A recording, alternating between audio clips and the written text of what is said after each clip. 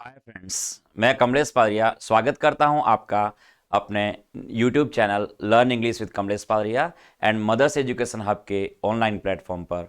दोस्तों, आज संडे के दिन मदर्स एजुकेशन हब में ऑफलाइन जो आपकी टेस्ट सीरीज है वो स्टार्ट की है।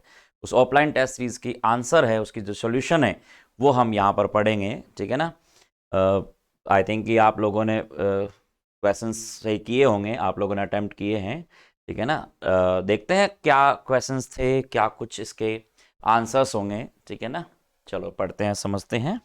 देखिए, सबसे पहला आपका जो डायरेक्शन आपके 76 से 80 तक के क्वेश्चंस है, आपका कौन सा है? क्लॉज टेस्ट है। क्लॉज टेस्ट थोड़ा सा हम लास्ट में करते हैं। आपके 5 क्वेश्चन 5 क्वेश्चन क्लॉज टेस्ट वाले हैं, इनको सबसे एंड में करते हैं। देखो हम देखो सबसे पहले हम लेते हैं क्वेश्चन नंबर 81 को। देखो क्वेश्चन नंबर 81, देखो क्या पूछ रहा है। सेंटेंस है आपका कौन सा है? सिनोनिम्स आपसे पूछा जा रहा है कि सिनोनिम्स क्या है। आपका वर्ड है कॉन्वल्स। कौन सा वर्ड है? कॉन्वल्स। देखो कॉन्वल्स, आप देखो पहली बात तो इस वर्ड जो है उसका आपको याद करने के लिए हमने क्लासरूम में भी हम पढ़ रहे हैं। देखो जो क्लासरूम में पढ़ रहे हैं कि वर्ड को आप प्रोनाउंसिएशन आना चाहिए, ये बात अलग है आपकी, लेकिन जैसा आपको वर्ड दिखता है उसी तरीके से उस वर्ड को आपको समझना है। बहुत इजी वे हो जाता है। देखो इसका, देखो वर्ड को आपको कैसे तैयार करा था हमने? कौन वाले से पढ़ा था, कौन वाले से। वर्ड बहुत अच्छा वर्ड है, कौन वाले से, कॉन्वलस कहते हैं इसको। तो कॉन्वलस का मतलब होता है क्या? कि बीमारी के बाद में जब आप स्वस्थ हो जाते हो उसे कहते हैं कॉन्वल्स, ठीक है ना। कॉन्वल्स से बीमारी के बाद में स्वस्थ हो जाना, आप रेजुनेट हो जाते हो, बिल्कुल आप रिफॉर्म हो जाते हो, ठीक है, रिकवर हो जाते हो किसी बीमारी से, उसके लिए इस्तेमाल किया जाता है कॉन्वालेस से। अब आपको पूछा गया क्या है? सिनोनिम्स आपका पूछा गया है कि इसका पर्यायवाची क्या है। देखिए क्या वर्ड है आपका? ब्रेक। ब्रेक तो बीमारी के बाद स्वस्थ होने के अर्थ में नहीं, इसका एंटोनिम माना जा सकता है। डैमेज, डेस्ट्रॉय, ये तो खत्म होने के अर्थ में आप कहते हो, उस अर्थ में आएंगे तो ये तो इसके सिनोनिम्स बन नहीं सकते। इसका सिनोनिम कौन सा बनेगा? आपका वर्ड रिकवर। रिकवर का मतलब हो गया कि आप कोई व्यक्ति बीमार पड़ जाए तो बीमार पड़ने के बाद आपने उसको रिकवर किया है, तो वर्ड कौन सा है आपका? कॉन्वलस। तो कॉन्वलस का मतलब होता है बीमारी के बाद में क्या हो जाना? स्वस्थ हो जाना, रिकवर हो जाना, रेजुमनेट हो जाना, ठीक है ना, उसे कहते हैं कॉन्वलस, ठीक है। हमने देखो नेक्स्ट वर्ड को पढ़ते हैं। देखो क्या वर्ड है अगला, सेकंड जो वर्ड है आपका 82, क्वेश्चन नंबर 82। हाँ, क्या word? Find the synonym of the given word. अब जो वर्ड आपका दे रखा है इसका भी सिनोनिम पूछा है कि क्या पर्यायवाची वर्ड आपका हो सकता है, समानार्थक शब्द आपका क्या हो सकता है। वर्ड दे रखा है कौन सा? फ्लैग्रेंट। वर्ड क्या है? फ्लैग्रेंट। अब आपको पता है फ्लैग्रेंट, फ्लैग्रेंट को हमने पढ़ा था कि यदि कोई देश अपना फ्लैग ही रेंट पर देता है, ऑब्वियसली वो निंदात्मक काम होता है। निंदा जिसमें होती है, जिसमें घृणा होती है, आप अपमान की बात करते हो, सबसे ज्यादा बेकार जो काम होता है उसे कहा जाता है, ठीक है ना। वंडरफुल आपका पॉजिटिव वर्ड है। मैग्निफिसेंट महत्वपूर्ण आपका हो गया, सीक्रेट वर्ड है नहीं। तो कौन सा वर्ड बनेगा इसका सिनोनिम्स? आपका हीनस। कौन सा वर्ड बनेगा सिनोनिम्स? हीनस। हीनस का मतलब है कि कोई घृणित कोई काम होता है जहां पर बिल्कुल क्या होता है, घिनौना कोई काम आपने किया है, उसे हम फ्लैग्रेंट कहते हैं। क्या कहते हैं? फ्लैग्रेंट। जोड़ने के लिए आपने ऐसा जोड़ा था कि यदि कोई कंट्री अपना फ्लैग ही रेंट पर देता है तो उससे ज़्यादा निंदनीय बैड थिंग्स कुछ भी नहीं हो सकती, उससे ज़्यादा बुरा काम कुछ भी नहीं हो सकता। तो अच्छा वर्ड है फ्लैग्रेंट, ठीक है ना। तो सिनोनिम्स के रूप में आपको पता होना चाहिए। आपके एग्जाम के अंदर जैसा आपको पैटर्न पूछा जाता है वैसा ही हम जो मदर्स के प्लेटफॉर्म पर अभी जो हम ऑफलाइन क्लासेस आपके जो टेस्ट सीरीज हैं उसमें भी आपके हैं, जो ऑनलाइन मुझे देख रहे हैं आप लोग भी टेस्ट सीरीज है वो ज्वाइन कर सकते हैं। उसका शेड्यूल है वो आपको बता दिया जाएगा आगे आने वाले समय में, ठीक है ना। ऑनलाइन भी है और ऑफलाइन भी है, ठीक है ना। देखिएगा, समझिए अगला क्या है, देखो समझे। वर्ड है आपका find antonym of the given word. आपका एंटोनियम बनाना है आपको इसका, ठीक है। एंटोनियम जो विलोम शब्द है आपका अपोजिट है वो इस वर्ड का देखिए क्या होगा। स्किनचिलेट वर्ड है। देखो स्किनचिलेट, इसको सिंटिलेट कहते हैं, वैसे स्किनचिलेट नहीं, सिंटिलेट। सिंटिलेट या सिंचिलेटिंग इस वर्ड को कहते हैं। सिंटिलेट का मतलब होता है क्या? प्रकाशमान कोई चीज होती है या बहुत ज्यादा वेरी क्लेवर कोई है, मान लो चमकीली कोई चीज है, भड़कीली कोई चीज है, उसके लिए इस्तेमाल किया जाता है। टिमटिमाना कहलाता है इंस्किलेटिंग, मतलब टिमटिमाने की बात करते हो, जैसे तारे टिमटिमाते हैं वगैरह, प्रकाश वगैरह पुंज वगैरह होते हैं, उनके लिए आपका वर्ड इस्तेमाल होता है स्किनचिलेट। तो अपोजिट क्या हो सकता है? देखो ट्विंकल, फ्लैश, ग्लिटर, ये तो इसके सिनोनिम्स हो गए। ट्विंकल कहो चाहे फ्लैश कहो चाहे ग्लिटर कहो, ये तो तीनों ही सिनोनिम्स हो गए आपके। तो एंटोनिम कौन सा बनेगा? डल बन जाएगा। डल का मतलब हो गया कि बिल्कुल ही क्या है, मंद है, वो बिल्कुल ही कैसा है, फीका है, ठीक है, जो प्रकाशमान नहीं हो, बिल्कुल भी कैसा है, ऑब्सक्योर है। तो कौन सा बनेगा इसमें आपका वर्ड? डल। डल इसका एंटोनिम बन जाएगा, वर्ड है आपका सेंटिलेट का, ठीक है। चलिए देखो नेक्स्ट वर्ड क्या है आपका। नेक्स्ट वर्ड है आपका find the antonym of the given word. इस वर्ड का आपको एंटोनिम बताना है। वर्ड क्या है आपका? डाउनकास्ट। क्या वर्ड है? डाउनकास्ट। तो डाउनकास्ट का मतलब होता है कौन सा? दुखी, जो सैड होता है, डिप्रेस्ड होता है। डाउनकास्ट को हमने ऐसे समझा था कि वो अपनी डाउनकास्ट की वजह से, वर्ड जो है इस तरीके से कि वो अपनी डाउनकास्ट है, उसकी वजह से वो बड़ा दुखी रहता है, इस अर्थ में हमने पढ़ा। तो कौन सा है? तो डाउनकास्ट। तो इसका मतलब होता है दुखी रहना, सैड रहना, डिप्रेस्ड रहना, या पलकें झपकाए हुए रहना एनी टाइम, ठीक है ना, उसे क्या कहते हैं? देखो अनहैप्पी। अनहैप्पी तो सिनोनिम्स के रूप में बन जाएगा। चीयरफुल ऑब्वियसली आपका हंसमुख कह सकते हो, तो ये आपका पॉजिटिव वे में वर्ड बन रहा है। डिप्रेस्ड और डिस्करेज्ड, ये तो तीनों ही सिनोनिम्स है इसके। अनहैप्पी कह दो, डिप्रेस्ड कह दो, डिस्करेज्ड कह दो। तो इसका एंटोनिम कौन सा बनेगा? चीयरफुल। तो चीयरफुल का मतलब हो जाएगा क्या आपका? प्रसन्न, जो प्रसन्न रहता है, एनी टाइम हैप्पी रहता है, उसे हम कहते हैं चीयरफुल, आनंदित वगैरह रहेगा। तो यहां पर जो बनने वाला वर्ड है चीयरफुल, ये इसका क्या बनेगा? एंटोनिम, ठीक है ना। आपको पता होना चाहिए, आपके प्री के एग्जाम में 2 आपके सिनोनिम्स के क्वेश्चन और 2 आपके एंटोनिम आपके बनते हैं, ठीक है ना। तो सिनोनिम और एंटोनिम। नेक्स्ट देखते हैं वर्ड आपका क्वेश्चन क्या पूछा है। देखिए वर्ड है आपका यहाँ पर क्या है? फिल इन द ब्लैंक्स का क्वेश्चन आपका बना हुआ है। देखिए फिल इन द ब्लैंक्स के आपके 2 क्वेश्चन आएंगे, दोनों ही आपके प्री में। चांस ये बनते हैं कि प्री के अंदर आने वाला जो क्वेश्चन है आपका फिल इन द ब्लैंक वाला, वो किससे बनेगा? वोकैब से, ठीक है ना। वोकैबलरी जो है आपका वर्ड पावर है, उसी से बनेगा आपका प्री का। 90% चांसेस इसी के हैं। प्रीवियस ईयर के पेपर्स यदि हम देखते हैं 2018, 19 और 20 वाले, तो प्रीवियस ईयर में जो क्वेश्चंस बने हैं आपके फिल इन द ब्लैंक्स वाले, वो भी दोनों क्वेश्चंस आपके वोकैब से ही पूछे हैं। देखिए क्या है सेंटेंस के अंदर। In order to maintain good health one should eat a diet. आपके लिए किसी व्यक्ति को अपनी हेल्थ को यदि सही मेंटेन करना है तो क्या करना पड़ेगा? वन शुड ईट। कैसी डाइट खानी चाहिए? आपको रिच डाइट खानी चाहिए। रिच तो जिसमें फैट वगैरह ज़्यादा हो, जनरली उसे हम रिच कहते हैं। Spicy, crispy. क्रिस्पी तो कुरकुरी बात करते हैं, स्पाइसी का मतलब नहीं, वो तो हेल्थ को बिगाड़ने के लिए होती हैं। तो कौन सी होगी? एक बैलेंस्ड डाइट होनी चाहिए। क्या होनी चाहिए? Balanced diet. ये इन वर्ड्स का जो चुनाव है वो आपको खुद को करना है, सिलेक्शंस, ठीक है ना। आप देखिए इन वर्ड्स को, आप जैसे जैसे इन वर्ड्स को पढ़ोगे, जितने ज़्यादा आप फिल इन द ब्लैंक्स के क्वेश्चंस करते हो, ये आपके लिए क्लॉज टेस्ट को सॉल्व करने के लिए बहुत मदद करते हैं। तो क्लॉज टेस्ट और फिल इन द ब्लैंक्स दोनों आपस में बहुत ही रिलेटेड है। आप न्यूज़पेपर की स्टडी जितनी हो सके उतनी करिए। स्टडी कह रहा हूँ मैं, रीड नहीं करना है केवल। रीड तो केवल पढ़ना होता है। तो न्यूज़पेपर को सिर्फ पढ़ना ही नहीं है, उसको स्टडी करना है, उसको देखना है। एडिटोरियल एक पेज को अच्छी तरीके से यदि आप पढ़ते हो तो ये चीज़ें बहुत कवर होती है। बहुत ईजी चीज़ है, इतनी मुश्किल नहीं है, ठीक है ना। देखो थोड़ा मुश्किल है, स्टार्टिंग में थोड़ा मुश्किल मान सकते हो हिंदी मीडियम के लिए, लेकिन डे बाय डे इनको यदि आप करते हो, क्वेश्चंस को इनको करते हो, तो बहुत इजी हो जाता है। एक समय के बाद में ये बहुत इजी क्वेश्चंस होते हैं आपके।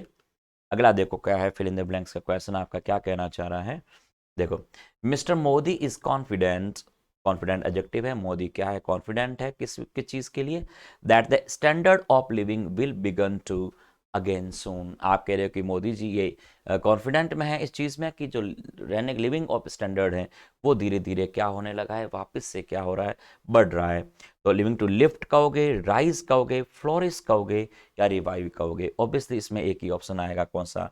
राइज।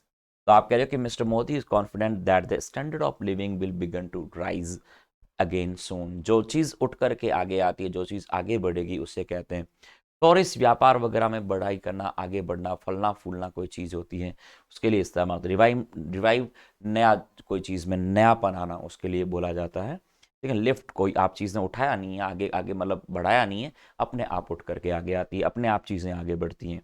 तो आप क्या कहोगे इसमें? राइज। क्या कहोगे? राइज। तो फिर इन द ब्लैंक्स आपके वोकैब से ही पूछे जाते हैं 2 वर्ड, ठीक है। स्टार्टिंग है आपके टेस्ट सीरीज की, तो थोड़ा सिंपल और सरल पेपर बनाया है, मॉडरेट पेपर है, ज़्यादा इतना मुश्किल भी नहीं है ना ज़्यादा इजी है, ठीक है। चलिए देखिए नेक्स्ट आपका क्वेश्चन क्या है। देखिए find the wrongly spelled word. इसमें थोड़ा ध्यान दे के पढ़ना होता है। देखो एग्जाम में आता है, हो सकता है आपको दोनों ही दो क्वेश्चन आएंगे आपके फिल इन द ब्लैंक्स के। हो सकता है या तो दोनों ही क्वेश्चन आपके किसके दे देगा, रॉन्गली चूज करवा देगा, रॉन्ग वर्ड को चूज करवाएगा, या दोनों में या क्या करेगा, सही उसमें से कौन सा है वो आपको चूज करेगा। तो हेडिंग को अच्छी तरीके से पढ़ना है और फिर इन क्वेश्चन को करना है। देखो वर्ड कौन सा है, बंगलो। बंगलो की स्पेलिंग देखो इसमें गलत नजर आ रही है। ठीक है, स्पेलिंग टेस्ट कैसे तैयार करना है, वर्ड को आपको तोड़ना है, वर्ड को तोड़ के याद करना है। देखो बंगलो में क्या ए नहीं होता है, बंगलो में यू होता है, आपको पता होना चाहिए। बंगलो में क्या होता है, BUNGAL होता है। बंगाल याद करना है, बंगाल में यू आपको ध्यान रखना है और फिर OW लगा दो लास्ट में, बंगाल में OW लगाना है, बंगलो हो गया आपका वर्ड। ठीक है, लेफ्टिनेंट की स्पेलिंग में देखो क्या होता है, LIE होता है, फिर यू होता है, फिर आपका टेन होता है और फिर एंट होता है। ठीक है, लेफ्टिनेंट, लाई यू टेन एंट, बहुत इजी वर्ड है, lie you ten ant lieutenant. ठीक है ना, तो वर्ड आपका ये तो सही है, इसमें तो कोई प्रॉब्लम नहीं है। लाई है, यू है, टेन है और एंट है, तो बंगलो आपका जो वर्ड है ये इसमें सही होगा, क्योंकि ये गलत है। इसमें मैं रॉन्गली पूछा है तो मतलब जो वर्ड है गलत कौन सा है, बंगलो की स्पेलिंग आपकी गलत थी, बंगाल OW लगाना है, बंगलो। रिकपरेट, रिकपरेट की स्पेलिंग में क्या होता है, RE होता है, फिर आप CUP कप कहते हो, फिर आप E लगाते हो और आप रेट लगाते हो, रिकप अ रेट। ठीक है, रिकप अ रेट ऐसे याद कर लो, रिकप अ रेट। ठीक है ना, रिकप रेट। इस तरीके से निमोनिया की जो स्पेलिंग है, देखो निमोनिया जो बीमारी है, P आपने कह दिया, न्यू में NEU लिखना है, फिर आपको मोनिया लिखना है, P न्यूमोनिया। क्या याद करना है, P न्यूमोनिया। तो अब इसमें आने वाला जो वर्ड है आपका कौन सा, लेफ्टिनेंट आपकी स्पेलिंग सही है, रिकपरेट ये भी स्पेलिंग आपकी सही है, पी न्यूमोनिया ये भी सही है। तो गलत क्या था, बंगलो वर्ड है, ये आपका गलत हो गया। ठीक है ना, तो कौन सा वर्ड होगा, फर्स्ट वन बंगलो, इसकी स्पेलिंग आपकी गलत थी, इसको आपको सही करना था। क्लियर है। देखो नेक्स्ट वर्ड क्या है आपका, नेक्स्ट आपको पूछा है, ये नो एरर से है आपका। एरर के आपको पता है, एरर के दो क्वेश्चन आपको बनेंगे, कौन से, स्पॉटिंग एरर के दो क्वेश्चन या ग्रामेटिकल एरर जिसे कहते हैं, इसके दो क्वेश्चन आते हैं, दो फिल इन द ब्लैंक्स वाले और दो आपके सेंटेंस इंप्रूवमेंट वाले। ग्रामर से टोटल 6 क्वेश्चंस आपके बनते हैं, उन 6 क्वेश्चंस में से भी दो आपके वोकैब के ही हैं। देखो, China has more than 4 time the population of the US and is close to overtaking it in GDP as well as tech prowess। देखो क्या कहना चाह रहा है, इस सेंटेंस में क्या गलती नजर आ रही है। देखो, China has more than 4 time, देखो यहां पर क्या कर दिया, मोर देन लिखा हुआ, मोर देन के बाद 1 है तब तो आपको नाउन सिंगुलर लिखनी है, लेकिन मोर देन के बाद अगर अपने 2 3 4 5 6 लिखोगे तो नाउन आपकी प्लूरल आ जाती है। देखो मोर देन का रूल क्या होता है कि यदि आपने मोर देन के साथ में यदि आपने 1 लिखा है तब तो इसके साथ क्या है, नाउन आपकी सिंगुलर आती है। मोर देन 1 के साथ आने वाली नाउन जो होती है वो सिंगुलर होती है, बोई कहोगे और वर्ब आपकी इज लगाओगे। ठीक है ना, लेकिन यदि आपने मोर देन के साथ में आपने संख्या जो न्यूमेरिकल है वो यदि आपने ज्यादा लिख दी, जैसे 2 3 4 5 6 लिखोगे, तो बोई नहीं, आपको मोर देन 2 बोईज करना पड़ेगा। क्या करोगे, मोर देन 2 बॉयज, और वर्ब भी आप क्या करोगे, आर। तो मोर देन 2 बॉयज, आपको नाउन कैसी चाहिए, प्लूरल चाहिए। तो मोर देन 1 के साथ नाउन और वर्ब आपकी सिंगुलर आती है, लेकिन मोर देन 2 3 4 5 6 यदि आप कहते हो तो नाउन और वर्ब आपकी दोनों ही कैसी होती है, प्लूरल होती है। क्लियर है। चलिए, तो मोर देन 1 के साथ नाउन और वर्ब सिंगुलर, और मोर देन 2 3 4 5 6 कहोगे तो नाउन और वर्ब दोनों ही आपकी प्लूरल आती हैं। ठीक है, चलिए। और लेकिन यदि मान लो आपने मोर के साथ नाउन लिखते हो तो वो मोर के साथ सिंगुलर नाउन नहीं, प्लूरल नाउन आती है। जैसे मान लो आपने मोर कह दिया, अब इसके साथ नाउन लिखोगे तो बोई नहीं, बोईज कहना पड़ेगा, और मोर बोईज देन 1। यदि आप मोर बोईज देन 1 लिखते हो तब आपको वर्ब प्लूरल करनी होती है। तो यहाँ सेंटेंस में गलती आपकी कहाँ जा रही है, फर्स्ट पार्ट में गलती है आपकी। क्या गलती है कि China has more than 4 time नहीं कहोगे, China has more than 4 times कहना पड़ेगा, मोर देन 4 टाइम्स कहना पड़ेगा। The population of the US and is close to, या इज क्लोज टू एक प्रपोजिशन है जो अपने बाद में जिरन लेता है। ठीक है ना। आप कुछ स्टूडेंट जनरली आप लोग जानते हो कि टू के साथ आने वाली वर्ब जो होती है वो फर्स्ट फॉर्म टू इन्फिनेटिव कहलाती है। आईएनजी वाली फॉर्म का भी इस्तेमाल किया जाता है जब पॉजिटिव का इस्तेमाल हो जाता है, या मान लो बी वर्ब के साथ आपने कौन सी पास्ट पार्टिसिपल के साथ टू लिखा है, तब आप आईएनजी वाली फॉर्म का इस्तेमाल करते हो। लेकिन यहाँ पर क्लोज टू एक प्रपोजिशन है, तो प्रपोजिशन आपको पता है अपने बाद में आने वाली वर्ब आईएनजी वाली फॉर्म लेता है। तो टू अकेला नहीं है, ये किसी वर्ड के साथ जुड़ करके बना हुआ है। तो आपको पता है कि किसी फ्रेजल वर्ब में टू आता है या किसी फ्रेज में टू आता है, तो वो अपने बाद में वर्ब की आईएनजी वाली फॉर्म जिरंड के तौर पर इस्तेमाल करता है। तो ये यहाँ पर सही है। किसी को आपको ये लग रहा हो कि यहाँ पे कहीं गलती है, तो ये गलत नहीं है, आपका मोर देन 4 टाइम्स करना पड़ेगा। क्लियर है। हो सकता है आप में से कुछ स्टूडेंट्स ने आपने ये आंसर किया होगा सी आंसर, सी नहीं, आपका फर्स्ट वन बनेगा। यहाँ ये ध्यान रखना कि टू के बाद आईएनजी वाली फॉर्म एक जिरंड का काम कर रही है, करेक्ट है, कोई प्रॉब्लम नहीं है यहाँ पर।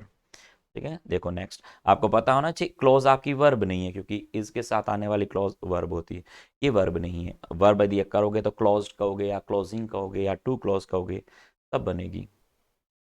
देखो नेक्स्ट, नेक्स्ट आपका एरर का क्वेश्चन क्या है, देखो, Rishabh Pant plays aggressively shots but he is not able to succeed at number 4 said VVS Laxman. VVS Laxman ने बात बोली है, ये आपका इनडायरेक्ट स्पीच में जरूर लिखा है, आपका सॉरी डायरेक्ट में लिखा हुआ है, डायरेक्ट से इनडायरेक्ट बनाना होता है, लेकिन यहाँ इनडायरेक्ट नहीं बनाने के लिए बोला है। यहाँ तो एरर पूछिए किस जो स्टेटमेंट आपने दिया है वीवीएस लक्ष्मण ने, इस स्टेटमेंट में क्या गलती है। देखो, ऋषभ पंत प्लेज अग्रेसिवली, यदि मान लो आगे ये शॉर्ट्स वर्ड यदि आप नहीं देते और केवल यहीं तक सेंटेंस होता तब तो कोई दिक्कत नहीं होती, आप सेंटेंस बना देते ऋषभ पंत प्लेज अग्रेसिवली। तो प्ले कैसा कर रहा है, अग्रेसिवली। अब यदि ये एडवर्ब है अग्रेसिवली, ये वर्ब प्ले को मॉडिफाई करती तब तो ये सही हो जाती, तब तो कोई दिक्कत नहीं है। लेकिन आपने इसके बाद वापस क्या लिख दी, प्ले शॉर्ट्स लिख दिया। तो अब वर्ब का जब ऑब्जेक्ट उसमें मौजूद है तो बीच में एडवर्ब कभी नहीं आती। कभी भी ऑब्जेक्ट और उस वर्ब और उसके जो ऑब्जेक्ट होता है ना, उसके बीच में एडवर्ब नहीं होगी, या तो वर्ब के पहले होती है या आपके ऑब्जेक्ट के बाद होती है। तो यहां पर आपने जो अग्रेसिवली वर्ड लिखा है ना, ये अग्रेसिवली वर्ड जो है ये प्ले को मॉडिफाई नहीं कर रहा है। यहाँ जो ये अग्रेसिवली किसको मॉडिफाई कर रहा है, ये आपके शॉर्ट्स को मॉडिफाई करेगा। और शॉर्ट्स क्या है, यहाँ पर एक नाउन है। शॉर्ट्स क्या है, नाउन। तो नाउन को यदि शॉर्ट्स ये मॉडिफाई करेगा तो अग्रेसिवली शॉर्ट्स तो कह नहीं सकते, तो आपको इस एडवर्ब की जगह आपको एडजेक्टिव लगाना है। यदि आप इसको प्ले के साथ समझते हो अग्रेसिवली आप साउंड करेगा, लेकिन आपको शॉर्ट्स के साथ लिखना है तो अग्रेसिव शॉर्ट्स एडजेक्टिव यूज करना पड़ेगा, ना कि एडवर्ब। तो आपको कहना पड़ेगा यहाँ पर अग्रेसिवली शॉर्ट्स नहीं, बल्कि आपको कहना पड़ेगा अग्रेसिव शॉर्ट्स। इसमें गलती है आपकी किस पार्ट में, ए पार्ट में गलती है। तो आपको अग्रेसिवली नहीं, आपको कहना पड़ेगा क्या, अग्रेसिव शॉर्ट्स। हालांकि इसकी आंसर की आपको नेक्स्ट जो आपका पेपर होगा, नेक्स्ट संडे जो आपका पेपर होगा, उसमें आपको इसकी जो आंसर की है वो आपको मिलेगी। ठीक है ना। हालांकि अभी हम सॉल्व कर रहे हैं, आपको आंसर की जरूरत प्रिंट में आपको मिल जाएगा। ठीक है ना। चलिए नेक्स्ट देखो वर्ड क्या है। तो दो आपके एरर के क्वेश्चंस आते हैं। अब देखिए क्या है अगला, आपका ईडियम्स की बात कर रहा है। यहाँ पर ईडियम क्या आ रही है, देखो, walk a tight rope. Walk a tight rope का मतलब क्या होता है, जैसे मान लो आपने एक रॉप, आपने क्या रस्सी है वो आपने बांध ली, और रस्सी बांध करके उस रस्सी के ऊपर आप चलते हो। आपको पता है रस्सी पर चलने वाले को एक्रोबैट कहा जाता है, एक्रोबैट भी कहते हैं और फनम्बुलिस्ट के नाम से भी जानते हो, एक्रोबैट और फनम्बुलिस्ट। ठीक है ना। वो क्या करते हैं, रस्सियों पर चलते हैं। लेकिन आप रस्सी पर आपने ईडियम बनाओगे तो आपने बना दिया क्या, वॉक अ टाइट रॉप। मतलब टाइट रॉप है और उसके ऊपर आप वॉक कर रहे हो, मतलब आपको बहुत ज़्यादा सावधानी रखने की ज़रूरत है, बहुत ज़्यादा आपको केयर करने रखने की ज़रूरत है। तो कौन सा इसमें ऑप्शन इसका जो मीनिंग रहेगा, to be in a trouble. तो to be in a trouble नहीं होगा, परेशानी में पड़ना नहीं। To be in a trouble in hot water के रूप में इस्तेमाल होता है। In hot water, you would be in hot water, इसका मतलब है किसी मुसीबत में फंस जाना। ठीक है ना। और मुसीबत से बाहर निकलना क्या होता है, आउट ऑफ द वुड्स कहलाता है, किसी मुसीबत से बाहर आते आउट ऑफ द वुड्स। ठीक है ना। To be cautious in a critical situation, आप अगर कोई भी क्रिटिकल सिचुएशन होती है उसको आप डील कर देते हो, या वहां आप बिल्कुल कॉशस हो जाते हो, बिल्कुल आप क्या सचेत हो जाते हो, तो उसे हम कहेंगे, ऑब्वियसली आप इसका मीनिंग यही निकलेगा। लेकिन आगे और भी ऑप्शंस है, दो ऑप्शन चारों पढ़ने जरूरी है। बोल्ड इनफ नहीं होगा और नॉट ऑफ द अबव नहीं होगा, इसमें आंसर ऑलरेडी दे रखा है कि be cautious in a critical situation, ठीक है ना।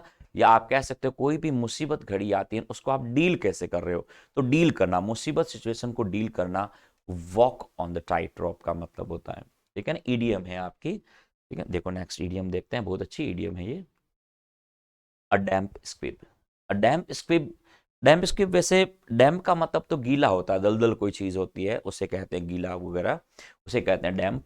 और स्क्विब, स्क्विब जैसे मान लो फुलझड़ी वगैरह होती है ना, तो आप कह रहे हो ऐसी फुलझड़ी जिसपे नमी नमी आ गई है, तो वो जैसे फटाका है मान लो और वो फुस हो जाएगा, आप इसको कह सकते हो हिंदी में सही सही कहते फुस फटाका। जो ऐसा पटाखा आप लेके आए मार्केट से, जो आपने उस पे क्या आग लगाई, आग लगाते ही क्या हो गया, बिल्कुल फुस हो गया, वो बजा ही नहीं। तो एक, या फूटा ढोल कह दो, ठीक है ना। अब फूटा ढोल कैसे बजेगा, या ऐसा जो कौन सा स्क्विब है, मतलब ऐसा जो फुलझड़ी है जो चल ही नहीं रही, ऐसा पटाखा जो कोई काम का नहीं, निरर्थक है। डिसअपॉइंटिंग रिजल्ट ऑब्वियसली माना जा सकता है। रेनी वेदर नहीं आएगा, अब बम ब्लास्ट नहीं कहोगे। और ट्रैवल इन रॉकेट, रॉकेट में कोई ट्रैवलिंग के अर्थ में आता नहीं है डैम्प स्क्विब। कौन सा वर्ड है इसमें आपका, अ डिसअपॉइंटिंग रिजल्ट। अ डिसअपॉइंटिंग रिजल्ट का मतलब हो गया कि ऐसा रिजल्ट जो आपको क्या करता है, उदास करता है, जो आपको अंततः क्या करता है, उदास करेगा। जिसे हम कहते हैं ना, खोदा पहाड़ निकली चुईया। तो आपने पहले तो बहुत ज़्यादा आपने क्या करा, एफर्ट किया, बहुत एक्साइटमेंट के साथ आप गए और आपने फटाखा छोड़ने की बात करे, बहुत सारे भीड़ लग रही, और वो फुस निकल जाए, ऑब्वियसली आपको क्या डिसअपॉइंट होंगे, आप नाराज होंगे, आप दुखी फील करोगे। तो डिसअपॉइंटिंग रिजल्ट आपका आंसर बनेगा अ डैम्प स्क्विब का, ठीक है। चलिए, ओके। एंड इन स्मोक कहते हैं इडियोमेटिक वे में, और कहना चाहो तो एंड इन स्मोक, बात धुएं में उड़ गई, बिल्कुल कुछ नहीं मिला। एंड इन फियास्को कहते हैं, एंड इन फियास्को भी कह सकते हो, एंड इन स्मोक भी कह सकते हो, ठीक है ना। ओके, नेक्स्ट देखिएगा आपका वर्ड क्या है, ईडियम। दो ईडियम आती हैं आपके ईडियम्स। नेक्स्ट देखो क्या है, in the following question out of the given for alternatives, यहाँ पर आपको वन वर्ड सब्स्टिट्यूशन है आपका, तो इनमें से क्या बनेगा देखो, a period of time when college और university teachers are allowed to stop their usual work in order to study और ट्रैवल। आप कह रहे हो कि ऐसा जो पीरियड ऑफ टाइम, ऐसा समय जब कॉलेज यूनिवर्सिटी वगैरह के जो टीचर्स वगैरह होते हैं, जनरली उन्हें परमिशन मिलती है कि आप अब क्या कर सकते हो, सबैटिकल पर जा सकते हो, आप अब क्या कर सकते हो, छुट्टी पर जा सकते हो, स्टडी करने के लिए, ट्रैवलिंग करने के लिए। हालांकि कोई ज़रूरी नहीं है कि टीचर्स और कॉलेज के प्रोफेसर होंगे, ऐसा कुछ भी नहीं है। कर्मचारी जनरली किसी भी संस्था, किसी ऑर्गेनाइजेशन में, ऑफिस में, डिपार्टमेंट में काम करने वाले जो लोग हैं, वो जनरली वो सबैटिकल पर जाते हैं, छुट्टी पर जाते हैं, ठीक है ना। तो क्या होगा, वैकेशन नहीं होगा इसमें, हॉलीडे और लिबर्टी नहीं, इसका वर्ड है सबैटिकल। तो सबैटिकल वो पीरियड होता है जहां पर आप क्या क्या करते हो, सबैटिकल को वन वर्ड के याद करने के लिए अच्छा इसका ट्रिक्स बनती है सबैटिकल की, सब बातें हम कल करेंगे, आज हमारी छुट्टी है। तो सबैटिकल उस अर्थ में आता है, तो छुट्टी के रूप में, अवकाश के रूप में आप इसे कह सकते हो। विशेषकर किसी डिपार्टमेंट, किसी संस्था, यूनिवर्सिटी, कॉलेज वगैरह में काम करने वाले कर्मचारी, जनरली आप छुट्टी के लिए, रिसर्च के लिए आप छुट्टी लेते हो। विशेष जैसे मान लो 2-3 साल की आपने स्टडी के लिए आपने लीव ले ली, तो उस लीव को क्या कहते हैं, सबैटिकल कहते हैं, ठीक है। जनरली आपने देखा होगा जैसे आप गवर्नमेंट पोस्ट पर ऑलरेडी हैं, लेकिन 2-3 साल की आपने गैप लिया पढ़ाई के लिए, उसको भी हम सबैटिकल कहते हैं, ठीक है ना। अवकाश को कहा जाता है, छुट्टी, सामान्य अवकाश को कहते हैं सबैटिकल। अगला वन वर्ड देखो, a meeting of delegates. Delegates की मीटिंग जो है वो क्या कहलाती है, कॉन्फ्रेंस कहोगे। कॉन्फ्रेंस नॉर्मली सभा होती है जिसे हम कहते हैं कौन सा, कांग्रेगेशन का मतलब होता है जो धार्मिक सभा होती है, उसे कहा जाता है, धार्मिक सभा को कहते हैं कांग्रेस। तो कौन सी कांग्रेस बन जाएगा। और क्लैग, क्लैग नहीं, क्लैक होता है, ये क्या होता है, क्लैक होता है, क्या होता है, क्लैक होता है, ना कि क्लैग होता है, ठीक है। स्पेलिंग होती है क्लैक, QUE होता है क्लैक। तो कांग्रेस, कांग्रेस का मतलब होता है अ मीटिंग ऑफ डेलीगेट्स, लोगों का जो ब्यूरोक्रेट्स वगैरह होते हैं उनके जो सभा होती है, उन सभा को मीटिंग वगैरह को कहा जाता है, क्या कहोगे, कांग्रेस कहते हैं, ठीक है ना। क्लैक, क्लैक कौन होते हैं, क्लैक भाड़े के सैनिक होते हैं, ठीक है ना। होता है ना, जैसे मान लो नेता बड़ लोग होते हैं, वो अपने समर्थक बुला लेते हैं, तो भाड़े के जो समर्थक होते हैं ना, तालियां बजाते हैं, पैसे लेकर के तालियां बजाने वाले जो लोग होते हैं, क्या कहलाते हैं, क्लैक कहलाते हैं, क्या कहलाते हैं, क्लैक। तो कौन सा वर्ड है इसमें आपका, कांग्रेस। तो मीटिंग ऑफ डेलीगेट्स का मतलब होता है कांग्रेस। अधिवेशन चलते थे ना कांग्रेस के, अधिवेशन, ठीक है, कांग्रेस वहां से वर्ड बन गया आपका। अगला वर्ड देखते हैं क्या है। दो वन वर्ड आपके पूछे हैं। Find the wrongly spelled word, एक हमने पढ़ा स्पेलिंग टेस्ट, दो आते हैं एग्जाम में। एक हमने पहले पढ़ लिया था जो बंगलों से पूछा गया था। इसमें देखो find the wrongly spelled word क्या है, देखो मिडल, मिडल MIDDLE सही लिखा हुआ है, MIDDLE सही है। मिडल, मिडल स्टंप होता है। मिडल तो मध्य, मध्य कोई चीज़ होती है, दरमियान कोई चीज़ होती है, दरमियान, उनके दरमियान, तो मिडल। ओके, मडल, मडल भी सही है आपका, मडल। मड, मड आपका होता है कीचड़ आदि होता ही है। मडल, या मडल का मतलब गड़बड़ी करना होता है, मडल का मतलब गड़बड़ी कर दी आपने, अस्त व्यस्त कर दी चीज़ों को, मडल कर दिया आपने, कीचड़ आदि में किसी चीज़ को कर दिया तो मडल आपका बन गया। ठीक है ना।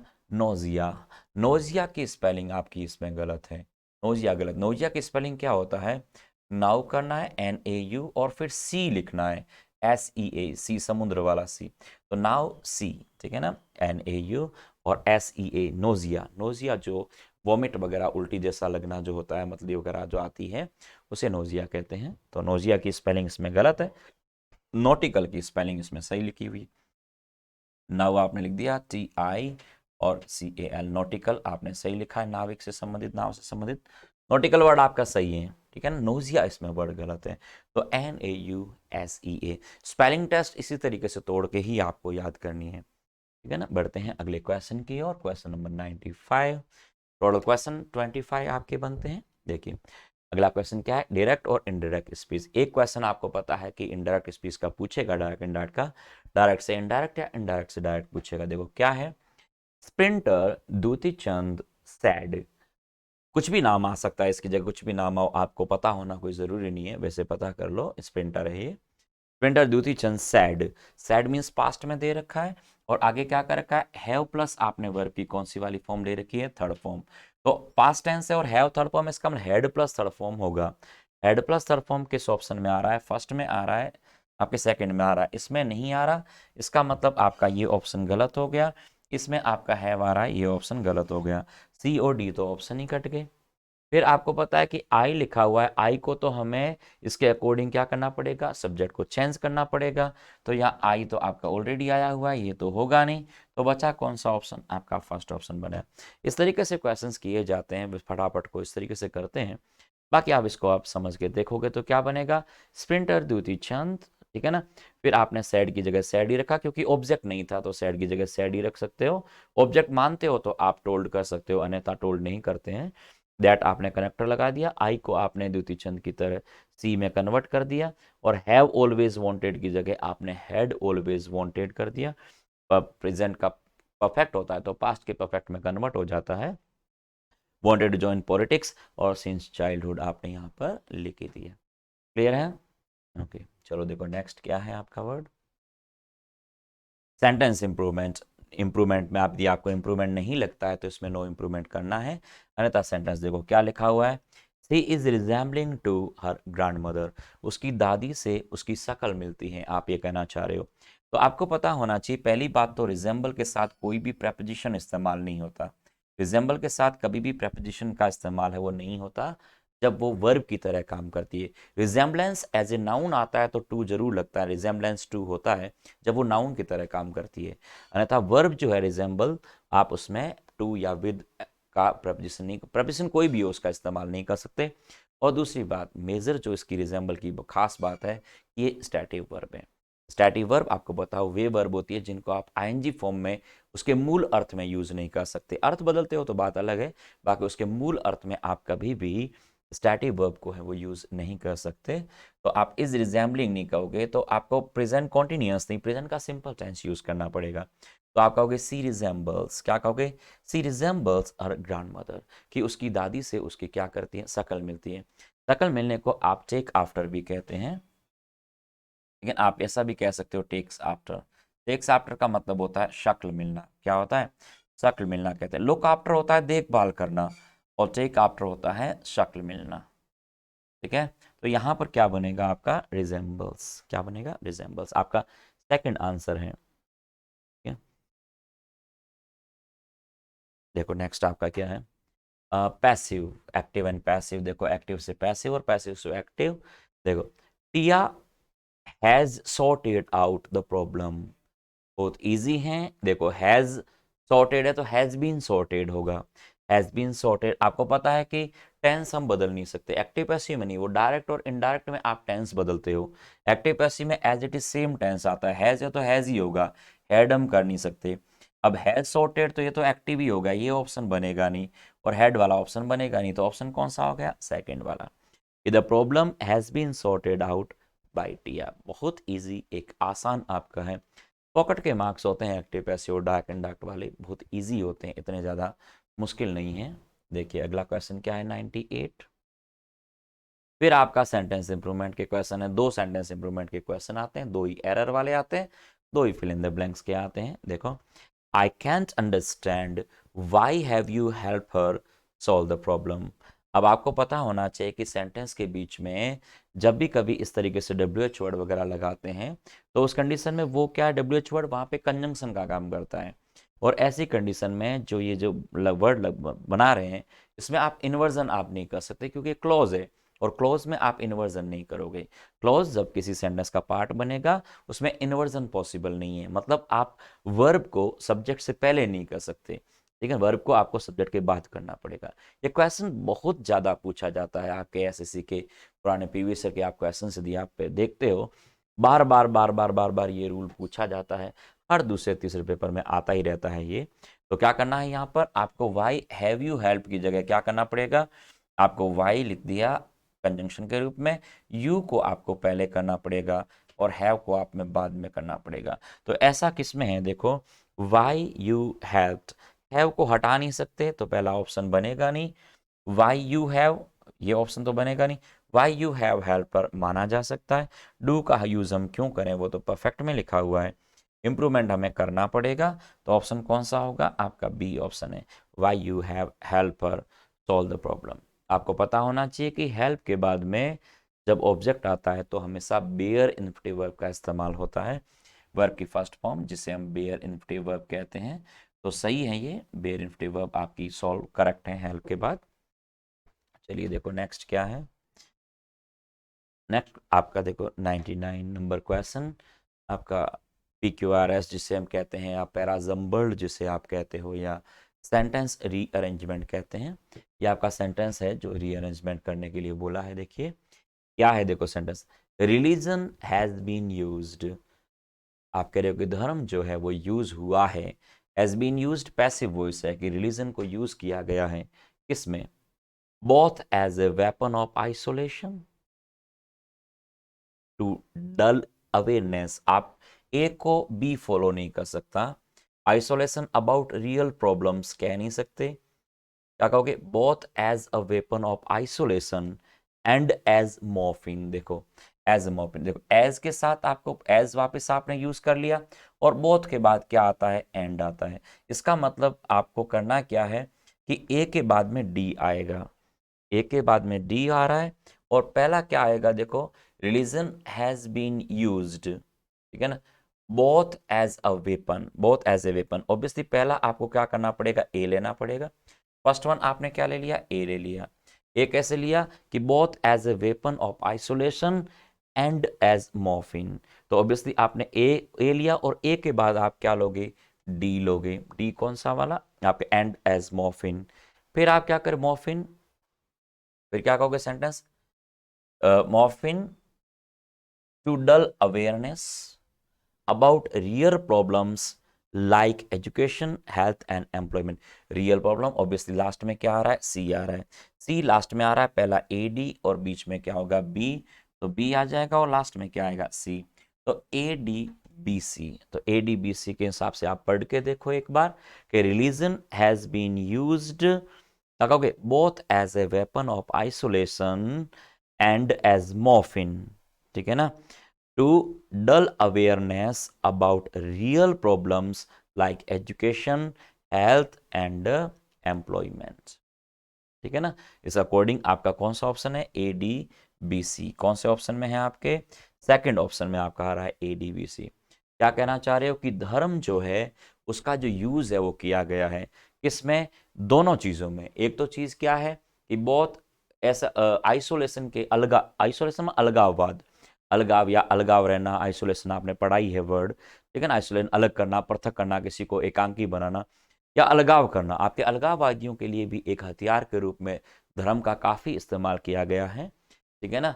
वहीं दूसरी ओर क्या हुआ है, एंड मॉर्फिन, मॉर्फिन का मतलब होता है दर्दनाक जो दर्द निवारक जो कौन सी औषधि होती है, अफीम वगैरह आप कह सकते हो। तो दर्द निवारक जो मॉर्फिन है वो किसके लिए हुए, मॉर्फिन टू डल अवेयरनेस, ठीक है ना, about real problems like education, health and employment. आप ये कहना चाह रहे हो कि एजुकेशन, हेल्थ और जो एजुकेशन, हेल्थ एंड एम्प्लॉयमेंट की बात कर रहा है, कि आप शिक्षा की बात करें, चाहे स्वास्थ्य की बात करें, चाहे आप बेरोजगारी की बात करें, मतलब रोजगार के अवसर पैदा करने की बात करें, तो उन सब के लिए भी आपको एक नशे की तरह काम आया है कौन, रिलीजन। रिलीजन से आप दो तरफा बात बता सकते हो, या तो आप लोगों को धर्म के अंदर बांध करके उन्हें अलगाववादी सिखा सकते हो, उनको अलगाववादियों के हथियार के रूप में आप इस्तेमाल कर सकते हो, या आप लोगों की क्या एजुकेशन, हेल्थ और एम्प्लॉयमेंट की बात है वो आप कर सकते हो, उनकी समस्याओं को आप दूर करने के लिए आप मॉर्फिन का इस्तेमाल कर सकते हो। तो कौन सा बनेगा, ADBC। इस तरीके से आपको क्या करना है, इनको अरेंजमेंट, इस पैराग्राफ को आपको यूज करना है। क्लियर है, चलिए देखो नेक्स्ट क्या है।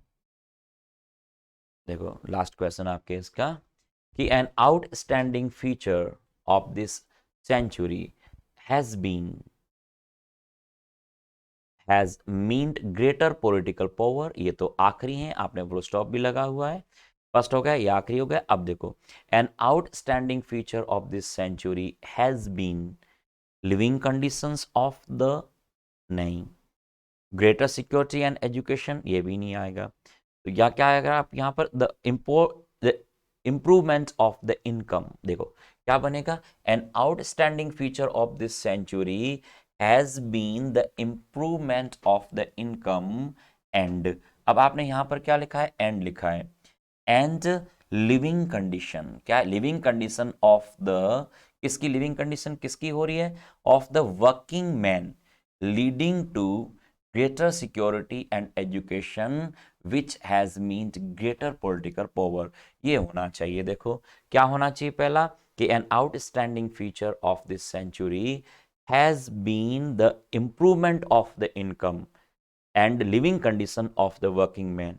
आप ये कहना चाह रहे हो कि इस शताब्दी की एक मुख्य क्या फीचर ये रहा है, मुख्य विशेषता ये रही है कि जो भी वर्किंग मैन है, जो वर्किंग मैन है, ठीक है, उनकी जो क्या है, उनके इनकम में जो ग्रोथ हुई है, उनकी जो लिविंग स्टैंडर्ड है, लिविंग कंडीशन है, उसमें जो इम्प्रूवमेंट आया है, ठीक है ना, वो क्या condition of the greater security and education, उसको ग्रेटर सिक्योरिटी मिली है, एजुकेशन उनका मिला है, ठीक है, working man leading to greater security and education which has meant greater political power. आप कह रहे हो कि इससे क्या हुआ है कि आज देखो इसको एक बार हम इसको कंडीशन को सही बिठा के देख लेते हैं।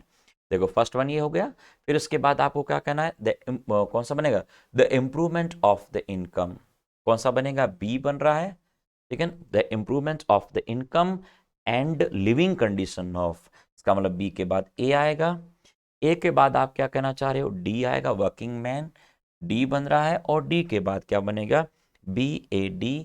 तो आखिर कौन सा बन गया, सी बन गया, ठीक है ना, और आपका आखिरी वर्ड आपका ये बन ही रहा है।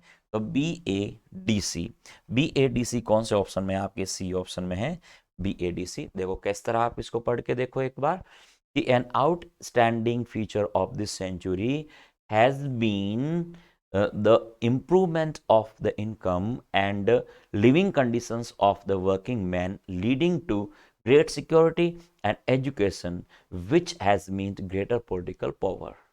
क्या मतलब हुआ है सेंटेंस का, कि आपके इस शताब्दी का जो आपका फीचर रहा है, इस शताब्दी का मुख्य जो फीचर रहा है, उसमें क्या हुआ है कि लोगों की जो इनकम है, वो व्यक्ति की जो इनकम है वो आपकी बड़ी है, ठीक है ना, साथ ही साथ उनका लिविंग स्टैंडर्ड है, लिविंग कंडीशन है, वो भी आपका इम्प्रूवमेंट हुआ है, ठीक है, किसका, जो वर्किंग मैन होते हैं, जो काम करने वाले लोग हैं, काम करे, लीडिंग टू किसमें, ग्रेटर सिक्योरिटी, उन्हें सिक्योरिटी फील हो रही है, एजुकेशन भी उन्हें मिला है, ठीक है। इसका मतलब ये होता है इज विच हैज मीन्ड, मतलब इसका मतलब ये हुआ कि व्यक्ति में पॉलिटिकल पावर है वो बड़ी है, लोगों की राजनीतिक समझ बड़ी है, राजनीतिक पावर है वो लोगों की बड़ी है, क्योंकि उनका एजुकेशन सुधरा है, उनका सिक्योरिटी उन्हें मिली है, ठीक है ना, और उनकी क्या लिविंग स्टैंडर्ड उनका बढ़ा है, उनकी इनकम बढ़ी है, इस वजह से उन्हें ग्रेटर पावर की बात कर रहा है।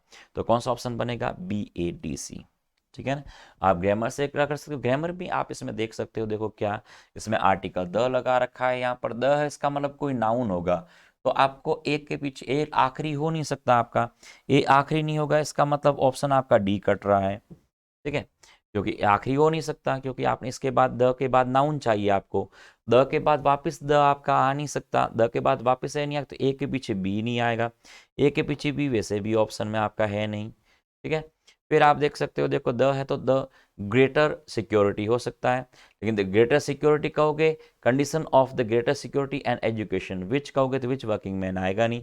तो और किसकी बात कर रहा है? वर्किंग मैन की, तो डी आएगा ऑब्वियसली। तो एक के साथ डी आएगा, एक के साथ डी कौन से ऑप्शन में है? फर्स्ट ऑप्शन में आपका बन रहा है। इस तरीके से आपने यहाँ इंप्रूवमेंट ऑफ द इनकम और फिर आपने एंड लिख दिया। एंड आप कह रहे हो तो फिर आपने secure greater security and education, दो बार एंड लगाओगे नहीं, पहले कोमा लगा के फिर एंड लगाओगे, इसका मतलब आपको बी के पीछे सी नहीं आएगा। बी के पीछे सी आपके ऑप्शन फर्स्ट में है, ये ऑप्शन गलत बन गया, इस तरीके से गलत हो गया। तो इसका मतलब आपको इसके पीछे क्या जोड़ना पड़ेगा? बचेगा कौन आपका ऑप्शन? कौन सा ऑप्शन बचेगा यहाँ पर? Income and living stand conditions आपका बच जाएगा। तो इसका मतलब ये होगा कि बी के बाद में ए आएगा। तो बी के बाद ए कौन से ऑप्शन में आ रहा है? आपके सी के, और सी ऑप्शन में आ रहा है। तो इस तरीके से आप इनके ऊपर आप ग्रामेटिकली भी इसको चेक कर सकते हो।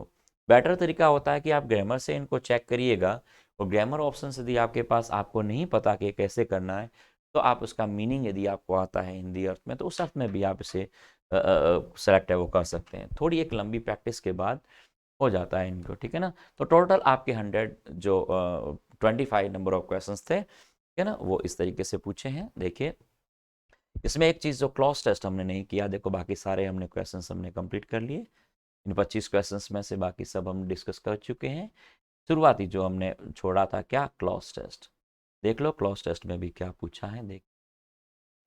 देखिए क्वेश्चन नंबर 76 आपके क्लॉज टेस्ट की बात करें, देखो क्या लिखा हुआ है। Right from the office prime ministership in 2014 Modi has made efforts to reach out to the Indian community abroad. क्या कहना चाह रहा है? आप कह रहे हो कि प्रधानमंत्री के शुरुआती जो दौर से ही बहुत ही शुरुआती दौर से प्रधानमंत्री की जो बनने की जो प्रक्रिया चली है उनकी 2014 में, ठीक है ना, तब से ही मोदी जी का क्या है, ये उन्होंने बहुत एफर्ट्स किए हैं, मिलकर के कोई एफर्ट्स किए हैं, जिससे क्या हुआ है, क्या to reach out of the Indian community abroad. आप कह रहे हो कि शुरुआत से ही, जब से मोदी ने प्रधानमंत्री के रूप में वो आगे आए हैं, प्रधानमंत्री जब से बने हैं, तब से विदेशी जो भारतीय नागरिक हैं उनको वो एक मंच पर लाने और उनको वो उनसे मिलने जोल में वो उन्होंने क्या किया है, काफ़ी काम किया है इसके लिए। तो क्या कहोगे? राइट फ्रॉम द इंसेप्शन कहोगे, बिगिनिंग कहोगे, स्टार्टिंग कहोगे, या कमेंसमेंट कहोगे? ऑब्वियसली इंसेप्शन तो ऑब्वियसली किसी की शुरुआत करनी होती है, प्रारंभ करना होता है, उस अर्थ में आता है। किसी नए बिजनेस वगैरह की शुरुआत करते हैं तब आप कहते हो इस तरीके। स्टार्टिंग बनेगा नहीं, कमेंसमेंट भी किसी की स्थापना करना हो, एस्टेब्लिश करने की चीज़ है, उसमें आता है। तो obviously right from the beginning आपका फिक्स फ्रेज बनता है। तो यहाँ पे आपको कहना पड़ेगा right from the beginning.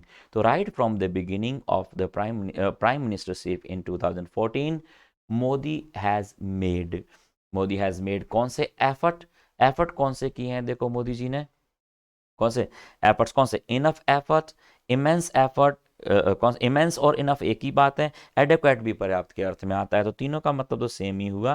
Concerted, concerted का मतलब होता है मिला जुला, सब मिल करके, सब साथ में मिल करके लगातार किसी चीज को आप प्रयास करते हो, एफर्ट करते हो, लेकिन उस परसिवरेंस को क्या कहा जाता है? कंसर्टेड। तो आप कहोगे कि राइट फ्रॉम द बिगिनिंग, यहाँ क्या बनेगा कि right from the beginning of the prime ministership in 2014 Modi has made concerted, ठीक है, efforts to reach out to the Indian community abroad। आप कह रहे हो कि मोदी जी ने अपने शुरुआती प्रधानमंत्री के जो कौन से कार्यभार था या कार्यभार संभालते ही या उस समय के दौरान से ही उन्होंने विदेशी नागरिक जो भारतीय नागरिक के बाहर रह रहे हैं उनको एक मंच पे लाने या उनसे उनसे मिलने का या उनसे जो एक रिश्ता बनाने के एफर्ट्स हैं वो उन्होंने शुरुआत से ही करा है, ताकि उन्हें मिलजुल करके साथ में रहे। तो मिलजुल करके कोई चीज़ बनाना उसे कंसर्टेड कहा जाता है। देखो आगे बढ़ते हैं, क्या कहना चाह रहा है आगे। देखो these efforts paid rich dividends This Sunday, when Modi's to the Indian American community in Houston turned out to be a mega event with President Trump. क्या कहना चाह रहे हो? ये जो उनके प्रयास हैं, ये उनके प्रयास हैं जो कब सफलता में बदले? These efforts paid rich dividends.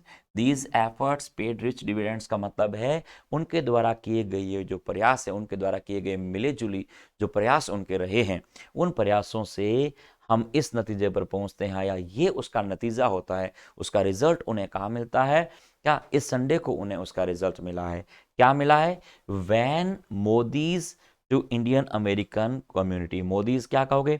Modi's address to the Indian American community, speech, lecture या लैंग्वेज, एड्रेस कहोगे। क्या कहोगे? एड्रेस।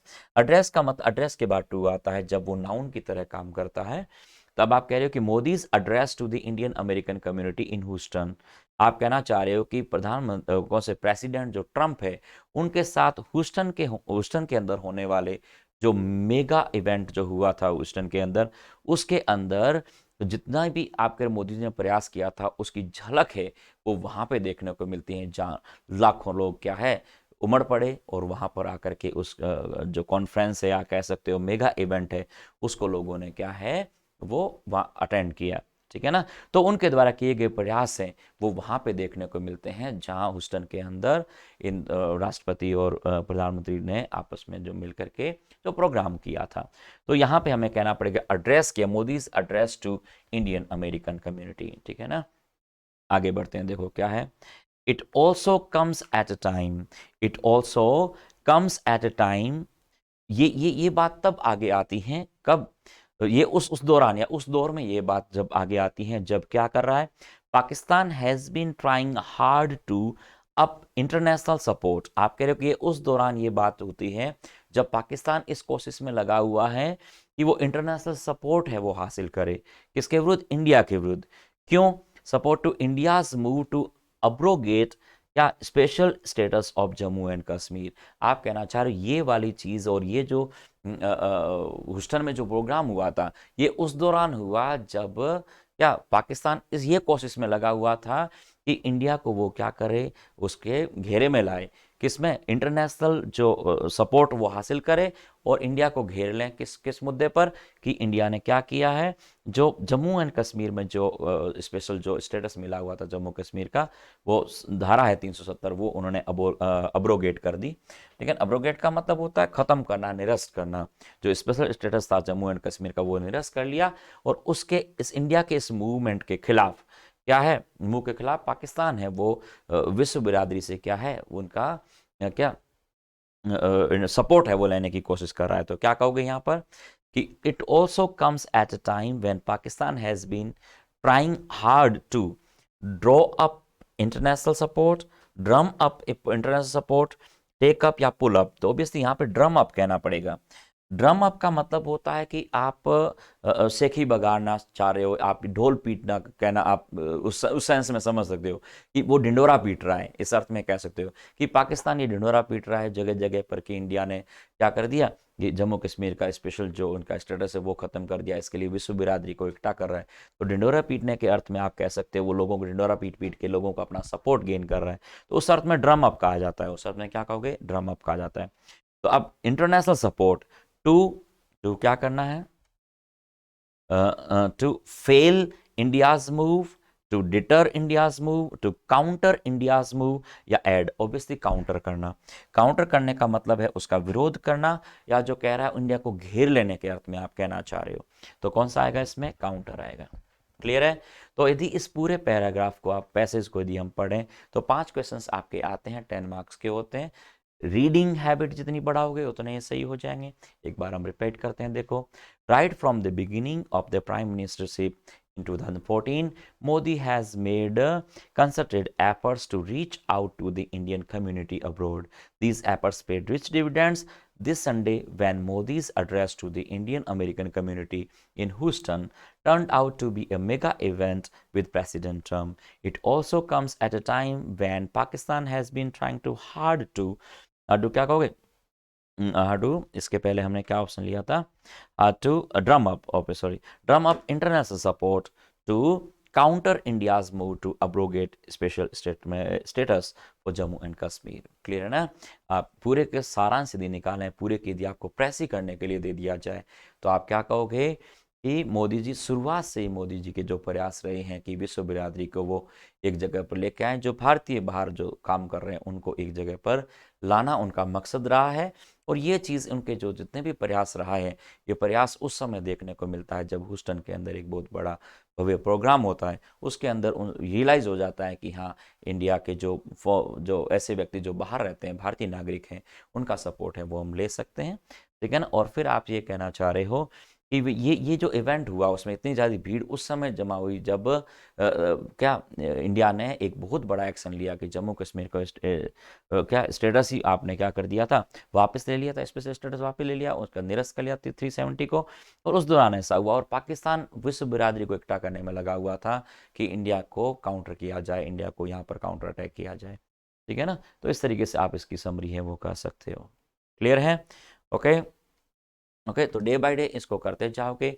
हम हर संडे जो होने वाला जो पेपर आपका है, एक ऑनलाइन होगा, एक ऑफलाइन आपका पेपर होगा। ऑनलाइन जो आपका पेपर होगा वो उसका आंसर की उसी में आपको साथ साथ में आपको मिल जाएगी। इसकी जो आंसर की है वो आपको नेक्स्ट जो आपका संडे पेपर होगा उसमें आपको मिल जाएगी। Okay okay, all the best, good night, bye bye.